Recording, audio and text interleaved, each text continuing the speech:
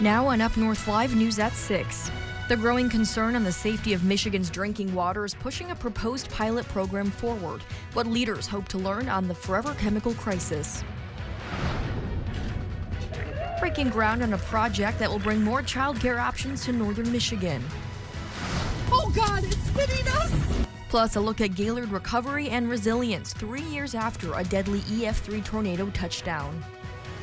And a first-of-its-kind competition across water, air, and land. How it's driving innovation in autonomous drone technology. This is Up North Live News at 6 on 7 and 4.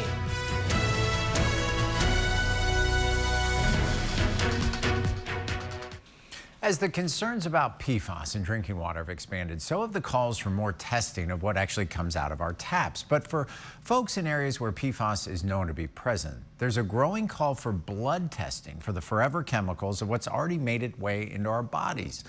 The effort to make that testing free for some, but not all Michigan kids, is taking a step forward.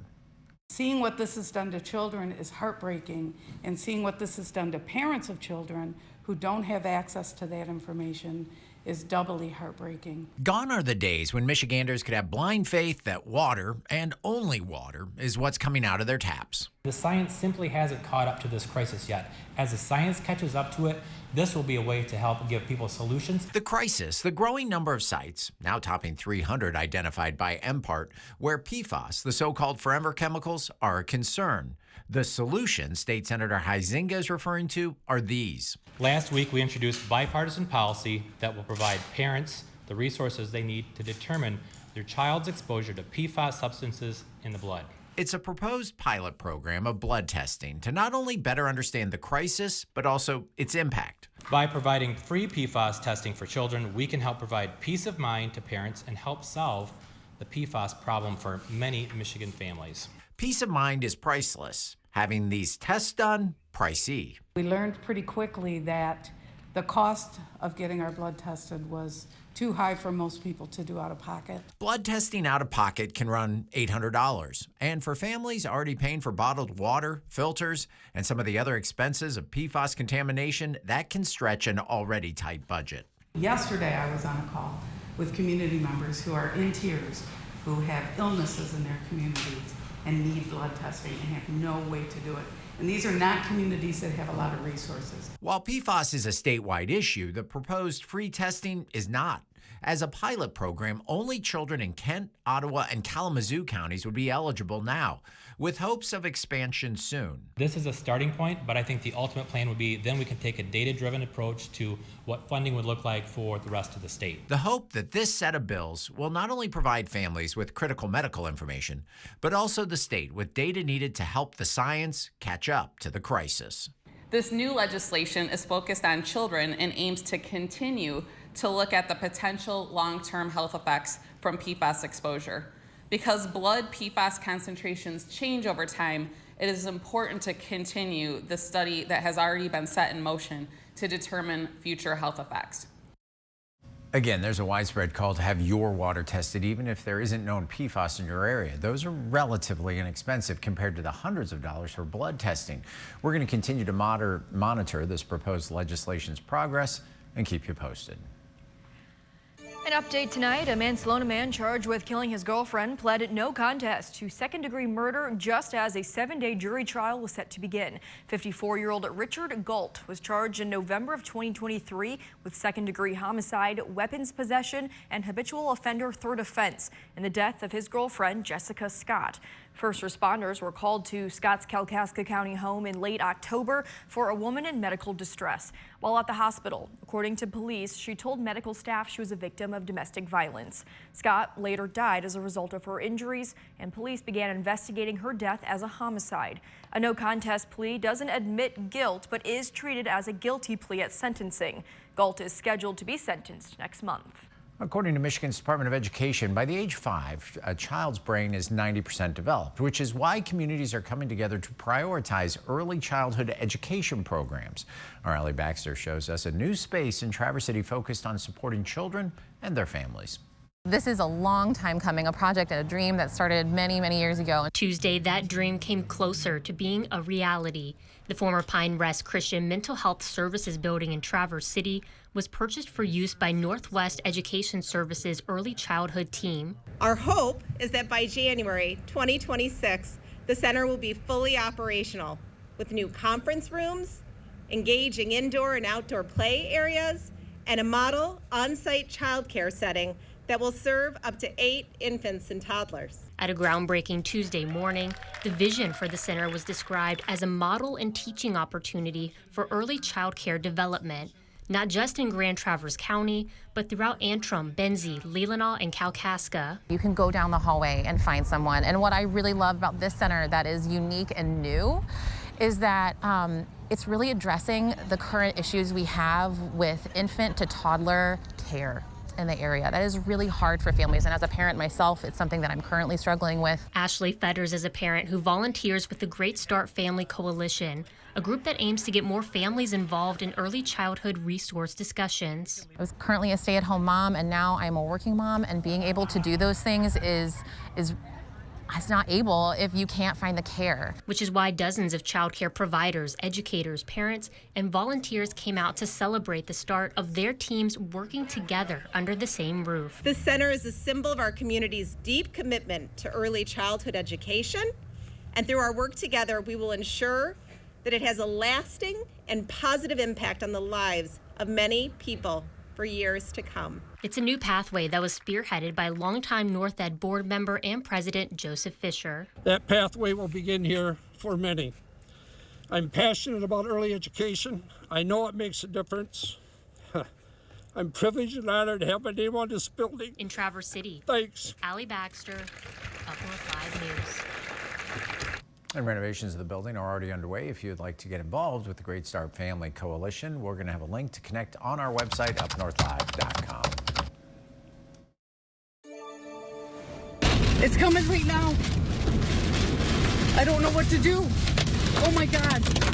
Oh, get in the. Oh God, it's hitting us. Today marks 3 years since a tornado touched down in northern Michigan, ripping through the Gaylord community. That is video shared by Don Gerbaugh after narrowly escaping the tornado after finding shelter in a car wash. The EF3 scale tornado that struck Gaylord killed 2 people, injured more than 40, and left behind a trail of ravaged businesses and homes. Our Daniel Zivian caught up with a Gaylord family that lost everything in that tornado. He also tells us how the community took what they learned from the tornado to stay prepared for disaster. You know, you live through a tornado, as many in our community have, and you look at life a little differently. So not having a lot of those memories, physical memories of like my son's like clothing when he came home from the hospital when he was an infant, like those things kind of you forget about until you're like, oh, I don't have those pictures or I don't have those memories. Now the memories in Heather's photo album are more painful. The Appold family home was in the tornado's path and was lifted up into the sky, destroyed. They only had a minute to prepare. That first year, we were living out of a rental home, you know, dealing with insurance claims.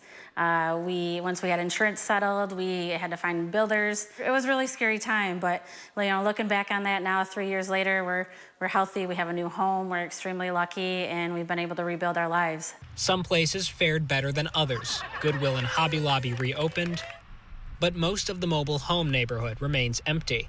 When the Otsego Community Foundation wrapped up recovery efforts last year, they siphoned $110,000 into a disaster fund. Dana Bensinger says they wanted to build it up for at least a decade, but those plans were hit hard by the historic ice storm in March. Now the debris from both disasters is starting to look the same. Our resources are strained. We've neglected other parts of our mission to respond to disaster, and we will continue to do that. But it's concerning, but I have so much faith in our community. And seeing the success of planning, I think will continue once we come up for air from this phase to continue to plan and just be really stronger for the future.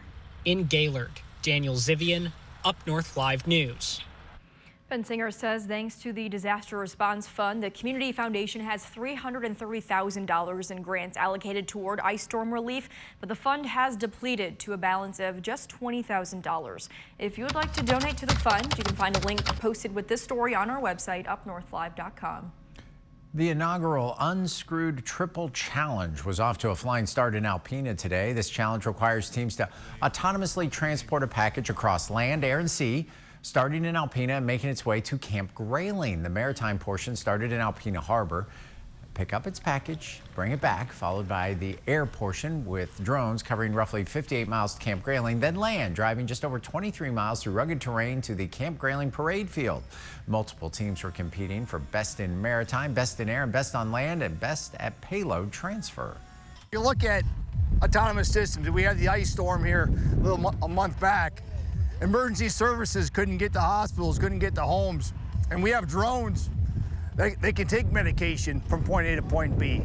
You know, they can move essential supplies, or give the first responders an idea of what's around that corner, whether it's by air or ground. When it comes to technology, when we're seeing things like this happen, technology for technology's sake, yeah, that's great. It's really cool stuff. But when it's actually solving a problem that's helping people or business or communities be better, that's when I really get excited. Now, Colonel Lanzi says he hopes to see this challenge grow bigger and better with newer technology advancements every year. 2 Civil War veterans were honored more than 100 years after their deaths. Private John Fish and Private Wiley Corbett served in Ohio infantry regiments for the Union.